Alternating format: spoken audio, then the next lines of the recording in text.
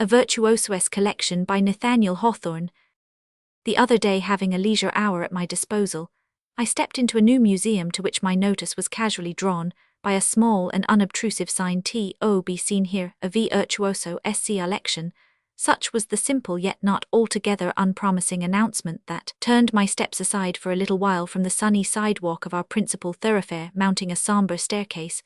I pushed open a door at its summit, and found myself in the presence of a person who mentioned the moderate sum that would entitle me to admittance. 3 shillings Massachusetts tenor, said he. No, I mean $half as you reckon in these days. While searching my pocket for the coin, I glanced at the doorkeeper, the marked character and individuality of whose aspect encouraged me to expect something not quite in the ordinary way. He wore an old-fashioned greatcoat much faded, within which his meagre person was so completely enveloped that the rest of his attire was undistinguishable, but his visage was remarkably wind-flushed, sunburnt, and weather-worn, and had a most unquiet, nervous and apprehensive expression. It seemed as if this man had some all-important object in view, some point of deepest interest, to be decided, some momentous question to ask. Might he but hope for a reply, as it was evident, however, that I could have nothing to do with his private affairs. I passed through an open doorway, which admitted me into the extensive hall of the museum. Directly in front of the portal was the bronze statue of a youth with winged feet. He was represented in the act of flitting away from earth, yet wore such a look of earnest invitation that it impressed me like a summons to enter the hall. "It is the original statue of Opportunity, by the ancient sculptor Lysippus," said a gentleman who now approached me. "I place it at the entrance of my museum, because it is not at all times that one can gain admittance to such a collection." The speaker was a middle-aged person of whom it was not easy to determine whether he had spent his life as a scholar or as a man of action. In truth, all outward and obvious peculiarities had been worn away by an extensive and promiscuous intercourse with the world. There was no mark about him of profession, individual habits, or scarcely of country, although his dark complexion and high features made me conjecture that he was a native of some southern clime of Europe. At all events, he was evidently the virtuoso in person.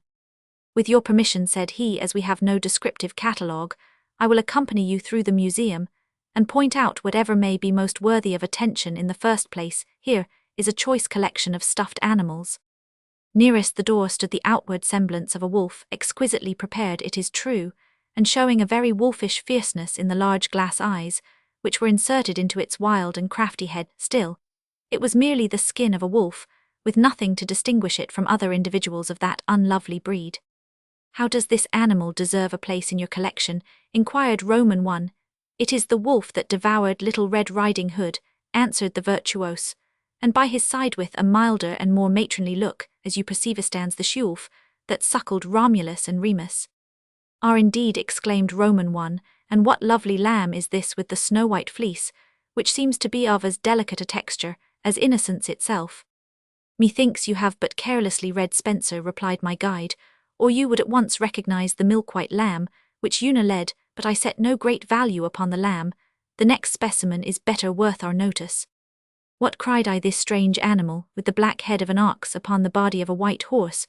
Were it possible to suppose it, I should say that this was Alexander's steed Bucephalus."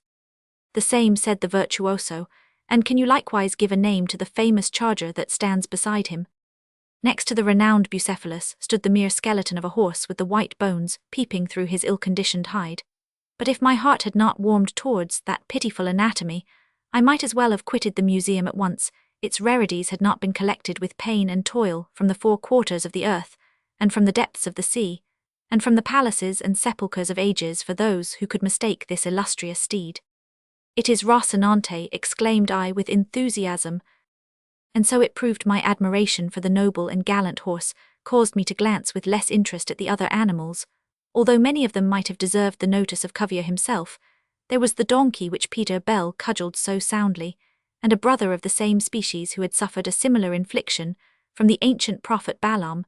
Some doubts were entertained, however, as to the authenticity of the latter beast. My guide pointed out the venerable Argus, that faithful dog of Ulysses, and also another dog, for so the skin bespoke it, which though imperfectly preserved seemed once to have had 3 heads.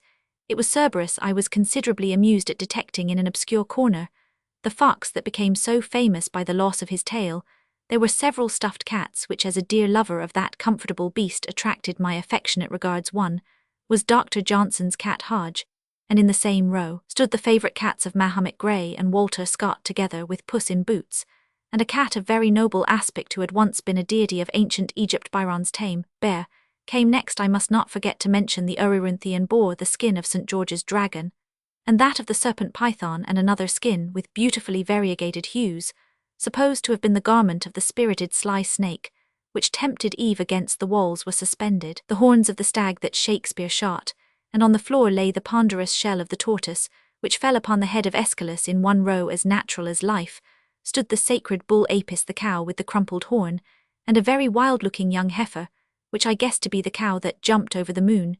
She was probably killed by the rapidity of her descent. As I turned away, my eyes fell upon an indescribable monster, which proved to be a griffin. I look in vain, observed I, for the skin of an animal, which might well deserve the closest study of a naturalist. Winged horse Pegasus. He is not yet dead, replied the virtuoso, but he is so hard ridden by many young gentlemen of the day that I hope soon to add his skin and skeleton to my collection. We now passed to the next alcove of the hall, in which was a multitude of stuffed birds.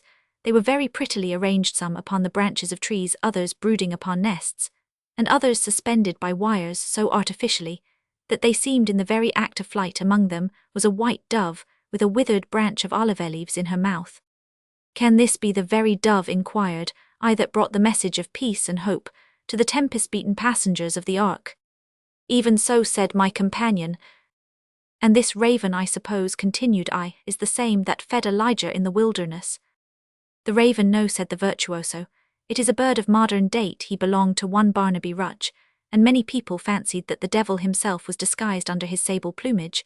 But poor Grip has drawn his last cork, and has been forced to say die at last. This other raven, hardly less curious, is that in which the soul of King George Roman I revisited his ladylove, the Duchess of Kendal.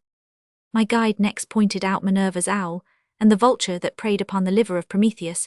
There was likewise the sacred ibis of Egypt, and one of the stymphalides which Hercules shot in his sixth labour, Shelley's skylark, Bryant's waterfowl, and a pigeon from the belfry of the Old South Church preserved by N.P. Willis, were placed on the same perch. I could not but shudder on beholding Coleridge's albatross, transfixed, with the ancient mariner's crossbow shaft. Beside this bird of awful poesy stood a grey goose of very ordinary aspect.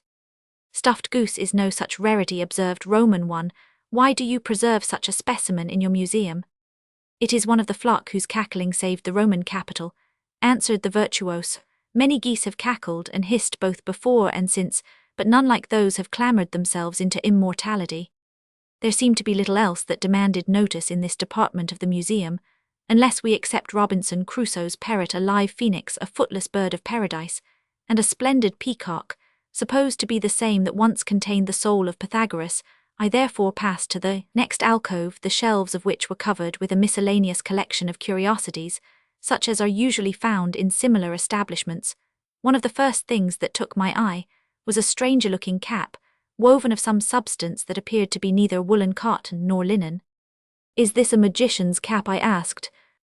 No, replied the virtuoso, it is merely Dr. Franklin's cap of asbestos, but here is one which perhaps may suit you better. It is the wishing cap of Fortunatus. Will you try it on? By no means, answered I, putting it aside with my hand.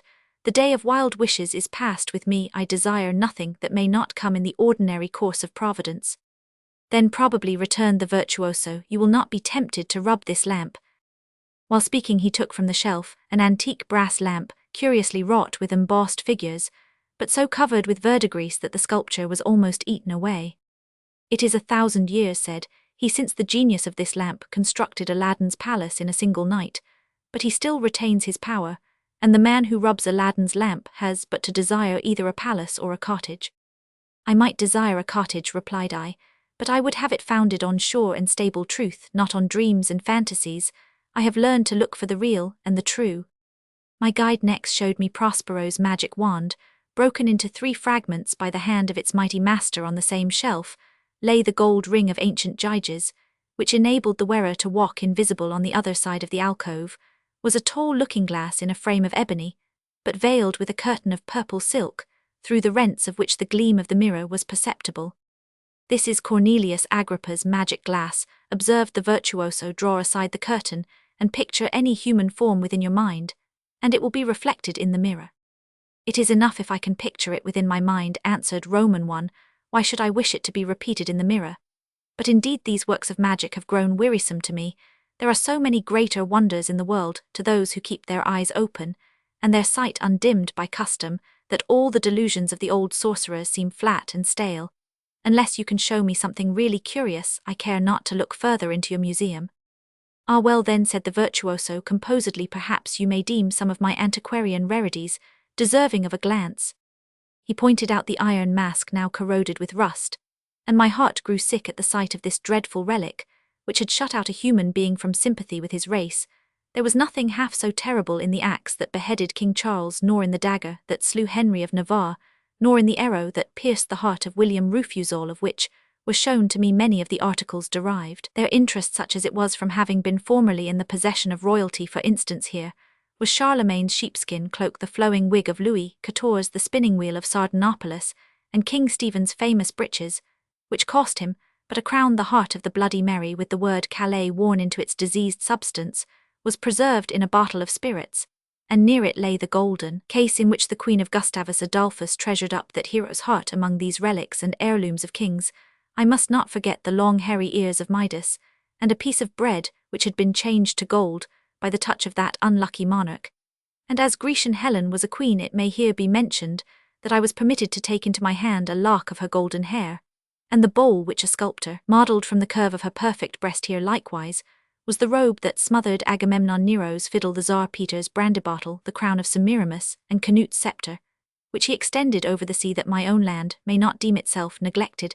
Let me add that I was favoured with a sight of the skull of King Philip, the famous Indian chief, whose head the Puritans smote off, and exhibited upon a "Show me something else," said I to the virtuoso. "Kings are in such an artificial position that people in the ordinary walks of life cannot feel an interest in their relics.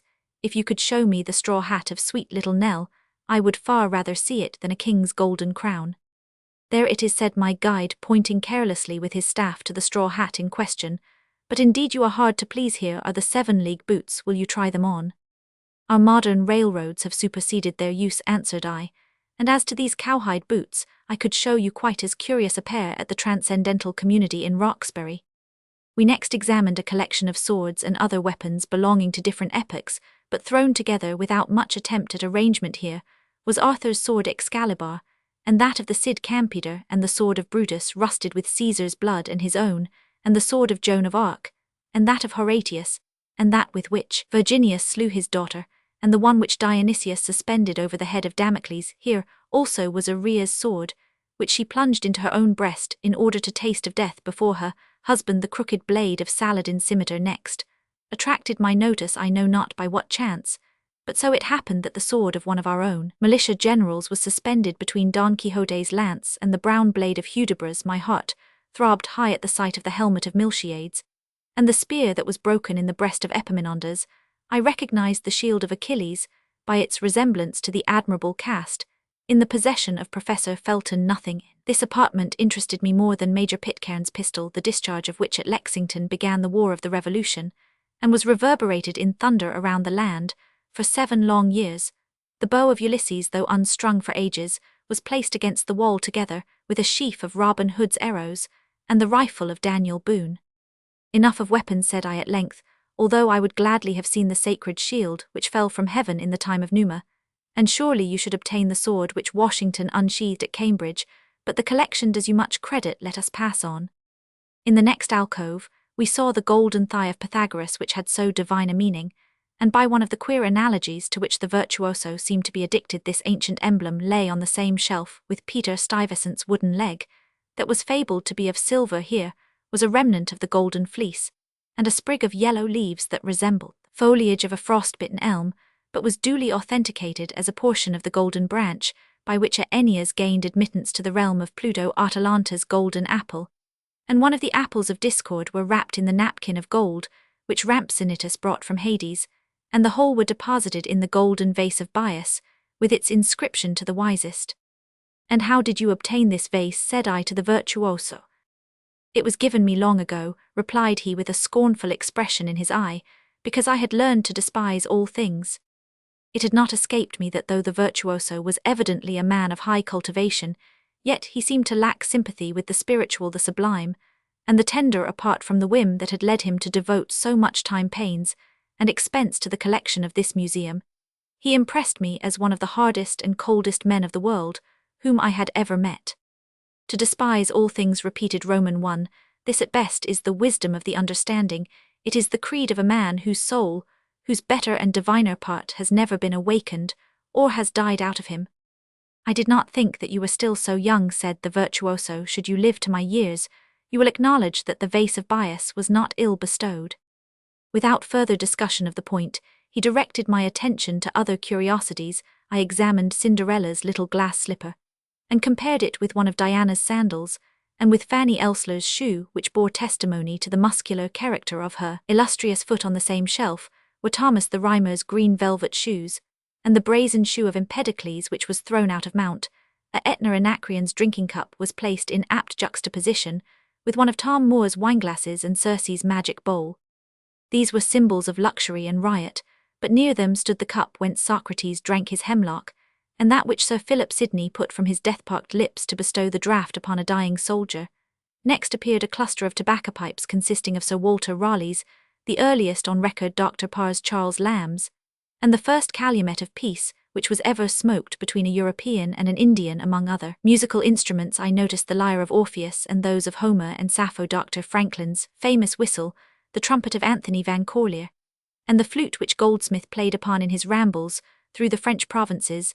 The staff of Peter the Hermit stood in a corner, with that of good old Bishop Jewel, and one of ivory which had belonged to Papirius the Roman senator.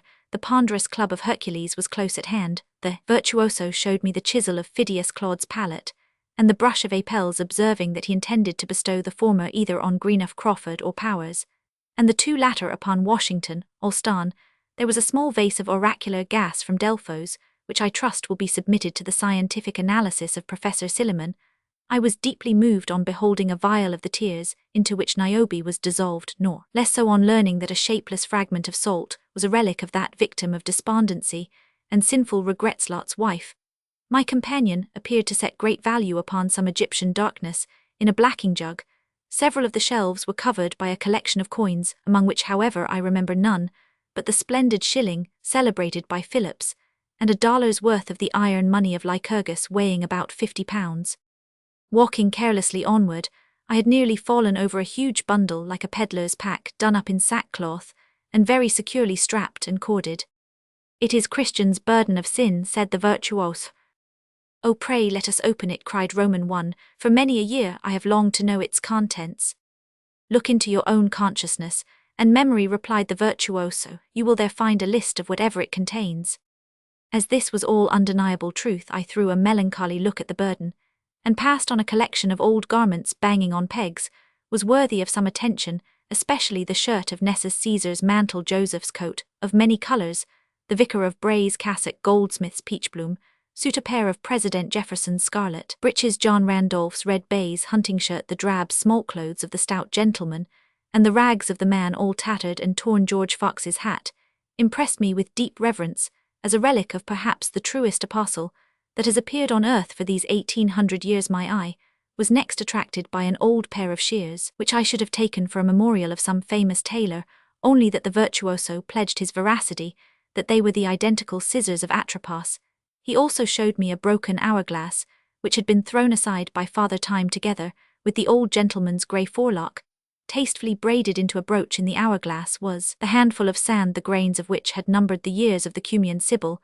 I think it was in this alcove that I saw the inkstand which Luther threw at the devil, and the ring which Essex, while under sentence of death, sent to Queen Elizabeth, and here was the blood-encrusted pen of steel with which Faust signed away his salvation. The virtuoso now opened the door of a closet, and showed me a lamp burning, while 3 others stood unlighted by its side. One of the 3 was the lamp of Diogenes, another that of Guy Fawkes, and the third that which Hero set forth to the midnight breeze in the high tower of Ahydos. "See," said the virtuoso, blowing with all his force at the lighted lamp. The flame quivered and shrank away from his breath, but clung to the wick, and resumed its brilliancy as soon as the blast was exhausted. "It is an undying lamp from the tomb of Charlemagne," observed my guide. "That flame was kindled 1,000 years ago." "How ridiculous to kindle an unnatural light in tombs," exclaimed Roman one. "We should seek to behold the dead in the light of heaven. But what is the meaning of this chafing dish of glowing coals?" "That," answered the virtuoso, "is the original fire which Prometheus stole from heaven. Look steadfastly into it, and you will discern another curiosity." I gazed into that fire which symbolically was the origin of all that was bright and glorious in the soul of man, and, in the midst of it, behold a little reptile sporting, with evident enjoyment of the fervid heat. It was a salamander. "What a sacrilege!" cried I with inexpressible disgust. "Can you find no better use for this ethereal fire than to cherish a loathsome reptile in it? Yet there are men who abuse the sacred fire of their own souls to as foul and guilty a purpose." The virtuoso made no answer except by a dry laugh, and an assurance that the salamander was the very same which Benvenuto Cellini had seen in his father's household fire. He then proceeded to show me other rarities, for this closet appeared to be the receptacle of what he considered most valuable in his collection. "There," said he, "is the great carbuncle of the White Mountains." I gazed with no little interest at this mighty gem, which it had been one of the wild projects of my youth to discover. Possibly it might have looked brighter to me in those days than now. At all events, it had not such brilliancy as to detain me long from the other articles of the museum. The virtuoso pointed out to me a crystalline stone, which hung by a gold chain against the "That is the philosopher's stone," said he. "And have you the elixir vitae which generally accompanies it?" inquired Roman one. "Even so, this urn is filled with it," he replied. "A draught would refresh you. Here is Hebe's cup. Will you quaff a health from it?" My heart thrilled within me at the idea of such a reviving draught, for methought I had great need of it, after travelling so far on the dusty road of life. But I know not whether it were a peculiar glance in the virtuoso's eye, or the circumstance that this most precious liquid was contained in an antique sepulchral urn, that made me pause. Then came many a thought with which in the calmer and better hours of life I had strengthened myself to feel that death is the very friend whom in his due season even the happiest mortal should be willing to embrace. "No, I desire not an earthly immortality," said Roman one. "Were man to live longer on the earth, the spiritual would die out of him. The spark of ethereal fire would be choked by the material, the sensual. There is a celestial something within us that requires after a certain time the atmosphere of heaven to preserve it from decay and ruin. I will have none of this liquid. You do well to keep it in a sepulchral urn, for it would produce death while bestowing the shadow of life." "All this is unintelligible to me," responded my guide with indifference. "Earthly life is the only good, but you refuse the draught. Well, it is not likely to be offered twice within one man's experience. Probably you have griefs which you seek to forget in death. I can enable you to forget them in life. Will you take a draught of Lethe?" As he spoke, the virtuoso took from the shelf a crystal vase containing a sable liquor, which caught no reflected image from the objects around. "Not for the world," exclaimed I, shrinking back. "I can spare none of my recollections, not even those of error or sorrow. They are all alike the food of my spirit, as well never to have lived as to lose them now." Without further parley, we passed to the next alcove, the shelves of which were burdened with ancient volumes, and with those rolls of papyrus in which was treasured up the eldest wisdom of the earth. Perhaps the most valuable work in the collection to a bibliomaniac was the Book of Hermes. For my part, however, I would have given a higher price for those 6 of the Sibyl's books which Tarquin refused to purchase, and which the virtuoso informed me he had himself found in the cave of Trophonius. Doubtless these old volumes contain prophecies of the fate of Rome, both as respects the decline and fall of her temporal empire and the rise of her spiritual one. Not without value likewise was the work of Anaxagoras on nature, hitherto supposed to be irrecoverably lost, and the missing treatises of Longinus by which modern criticism might profit, and those books of Livy for which the classic student has so long sorrowed without hope. Among these precious tomes I observed the original manuscript of the Koran, and also that of the Mormon Bible in Joe Smith's authentic autograph. Alexander's copy of the Iliad was also there, enclosed in the jeweled casket of Darius, still fragrant of the perfumes which the Persian kept in it.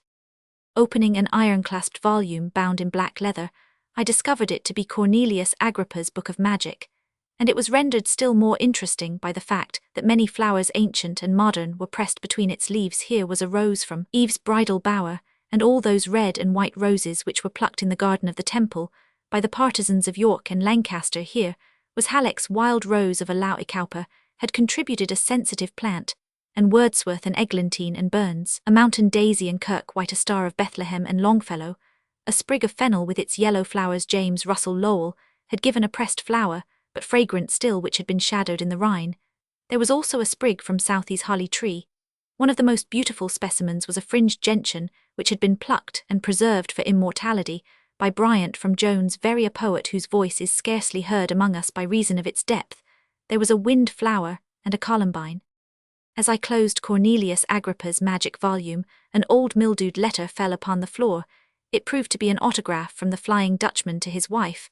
I could linger no longer among books, for the afternoon was waning, and there was yet much to see. The bare mention of a few more curiosities must suffice. The immense skull of Polyphemus was recognizable by the cavernous hollow in the center of the forehead, where once had blazed the giant's single eye. The tub of Diogenes, Medea's cauldron, and Psyche's vase of beauty were placed one with another. Pandora's box without the lid stood next, containing nothing but the girdle of Venus, which had been carelessly flung into it.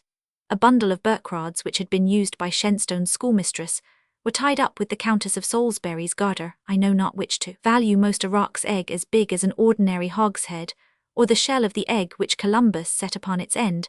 Perhaps the most delicate article in the whole museum was Queen Mab's chariot, which, to guard it from the touch of meddlesome fingers, was placed under a glass tumbler. Several of the shelves were occupied by specimens of entomology. Feeling but little interest in the science, I noticed only Anacreon's grasshopper and a bumblebee, which had been presented to the Virtuoso by Ralph Waldo Emerson. In the part of the hall which we had now reached, I observed a curtain that descended from the ceiling to the floor in voluminous folds, of a depth, richness, and magnificence which I had never seen equalled. It was not to be doubted that this splendid though dark and solemn veil concealed a portion of the museum, even richer in wonders than that through which I had already passed, but on my attempting to grasp the edge of the curtain and draw it aside, it proved to be an elusive picture. "You need not blush," remarked the Virtuoso, "for that same curtain deceived Zeuxis. It is the celebrated painting of Parrhasius." In a range with the curtain, there were a number of other choice pictures by artists of ancient days. Here was the famous cluster of grapes by Zeuxis, so admirably depicted that it seemed as if the ripe juice were bursting forth, as to the picture of the old woman by the same illustrious painter, and which was so ludicrous that he himself died with laughing at it. I cannot say that it particularly moved my risibility. Ancient humor seems to have little power over modern muscles. Here also was the horse painted by Apelles, which living horses neighed, at his first portrait of Alexander the Great, and his last unfinished picture of Venus asleep. Each of these works of art, together with others by Parrhasius Timanthes, Polygnotus Apollodorus Pauges, and Pamphilus, required more time and study than I could bestow for the adequate perception of their merits. I shall therefore leave them undescribed and uncriticised, nor attempt to settle the question of superiority between ancient and modern art. For the same reason, I shall pass lightly over the specimens of antique sculpture, which this indefatigable and fortunate Virtuoso had dug out of the dust of fallen empires. Here was a Aetian cedar statue of a Aesculapius much decayed, and Alcon's iron statue of Hercules lamentably rusted. Here was the statue of Victory 6 feet high, which the Jupiter Olympus of Phidias had held in his hand. Here was a forefinger of the Colossus of Rhodes 7 feet in length. Here was the Venus Urania of Phidias, and other images of male and female beauty or grandeur wrought by sculptors who appeared never to have debased their souls by the sight of any meaner forms than those of gods or godlike mortals. But the deep simplicity of these great works was not to be comprehended by a mind excited and disturbed, as mine was by the various objects that had recently been presented to it. I therefore turned away with merely a passing glance, resolving on some future occasion to brood over each individual statue and picture, until my inmost spirit should feel their excellence. In this department again, I noticed the tendency to whimsical combinations and ludicrous analogies, which seemed to influence many of the arrangements of the museum. The wooden statue, so well known as the Palladium of Troy, was placed in close apposition with the wooden head of General Jackson, which was stolen a few years since from the bows of the frigate Constitution. We had now completed the circuit of the spacious hall, and found ourselves again near the door, feeling somewhat wearied with the survey of so many novelties and antiquities. I sat down upon Cowper's sofa, while the virtuoso threw himself carelessly into Rabelais' easy-chair, casting my eyes upon the opposite wall, I was surprised to perceive the shadow of a man flickering unsteadily across the wainscot, and looking as if it were stirred by some breath of air that found its way through the door or windows. No substantial figure was visible from which this shadow might be thrown, nor had there been such was there any sunshine that would have caused it to darken upon the wall. "It is Peter Schlemihil's shadow," observed the virtuoso, "and one of the most valuable articles in my collection." "Methinks a shadow would have made a fitting doorkeeper to such a museum," said I, "although indeed yonder figure has something strange and fantastic about him, which suits well enough with many of the impressions which I have received here. Pray, who is he?" While speaking, I gazed more scrutinizingly than before at the antiquated presence of the person who had admitted me, and who still sat on his bench with the same restless aspect and dim, confused, questioning anxiety that I had noticed on my first entrance. At this moment, he looked eagerly towards us, and half starting from his seat, addressed me. "I beseech you, kind sir," said he in a cracked, melancholy tone, "have pity on the most unfortunate man in the world. For heaven's sake, answer me a single question. Is this the town of Boston?" "You have recognized him now," said the virtuoso. "It is Peter Rugg, the missing man. I chanced to meet him the other day still in search of Boston, and conducted him hither. And as he could not succeed in finding his friends, I have taken him into my service as doorkeeper. He is somewhat too apt to ramble, but otherwise a man of trust and integrity." "And might I venture to ask," continued I, "to whom am I indebted for this afternoon's gratification?" The virtuoso, before replying, laid his hand upon an antique dart or javelin. The rusty steel head of which seemed to have been blunted, as if it had encountered the resistance of a tempered shield or breastplate. "My name has not been without its distinction in the world for a longer period than that of any other man alive," answered he, "yet many doubt of my existence. Perhaps you will do so tomorrow. This dart, which I hold in my hand, was once grim Death's own weapon. It served him well for the space of 4,000 years, but it fell blunted, as you see, when he directed it against my breast." These words were spoken with the calm and cold courtesy of manner that had characterized this singular personage throughout our interview. I fancied, it is true, that there was a bitterness indefinably mingled with his tone, as of one cut off from natural sympathies, and blasted with a doom that had been inflicted on no other human being, and by the results of which he had ceased to be human. Yet withal it seemed one of the most terrible consequences of that doom, that the victim no longer regarded it as a calamity, but had finally accepted it as the greatest good that could have befallen him. "You are the wandering Jew," exclaimed Roman I. The virtuoso bowed, without emotion of any kind, for by centuries of custom he had almost lost the sense of strangeness in his fate, and was but imperfectly conscious of the astonishment and awe with which it affected such as are capable of death.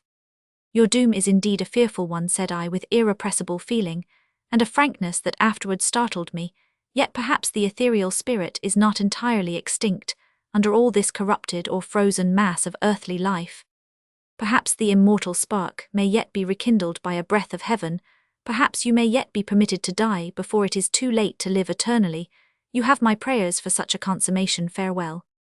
"Your prayers will be in vain," replied he with a smile of cold triumph. "My destiny is linked with the realities of earth. You are welcome to your visions and shadows of a future state. But give me what I can see and touch and understand, and I ask no more." "It is indeed too late," thought Roman I. "The soul is dead within him." Struggling between pity and horror, I extended my hand, to which the virtuoso gave his own, still with the habitual courtesy of a man of the world, but without a single heartthrob of human brotherhood.